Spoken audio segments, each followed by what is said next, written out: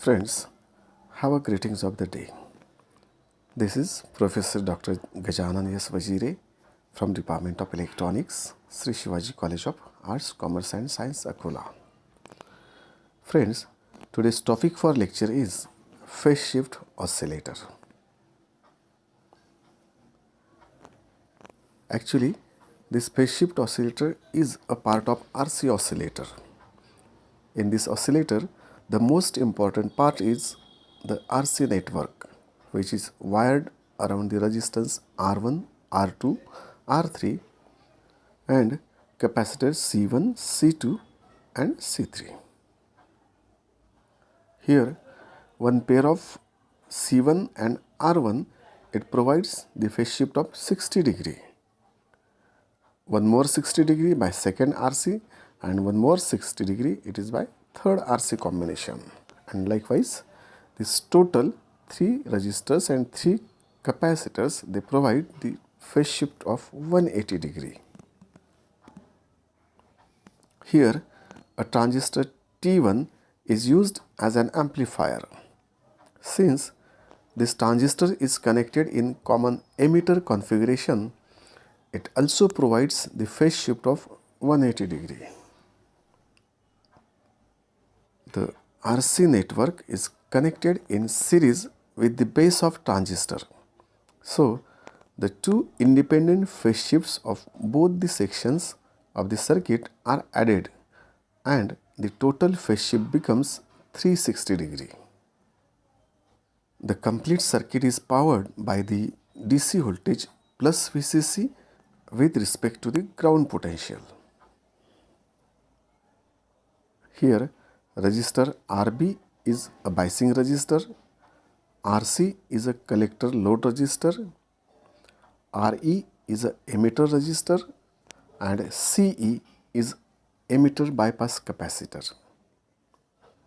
The capacitor CC at output is a coupling capacitor to produce the oscillated signal to the output or next part of the circuit. Here, the gain of common emitter amplifier is always greater than unity, that is, AV is always greater than 1 and the feedback signal is also adjusted positively. Thus, the Bergson's criterion is satisfied and the oscillation starts up in the oscillator circuit. The feedback signal is connected from collector to the RC circuit. The transistor amplifies the base signal which appears at its collector and thus the damp oscillations are produced by the circuit. The frequency of produced oscillations is given by the equation frequency f equals to 1 upon 2 pi RC under root 6 Hertz. In this formula, resistors R1, R2 and R3 are taken of the same value or the equal value of a resistance R in ohms. Similarly, all 3 capacitors are equal and its value is taken as C in farads. And the oscillation frequency f is taken in hertz. Here, I would like to explain one thing, that the frequency f is given by the formula 1 upon 2 pi r into c under root 6.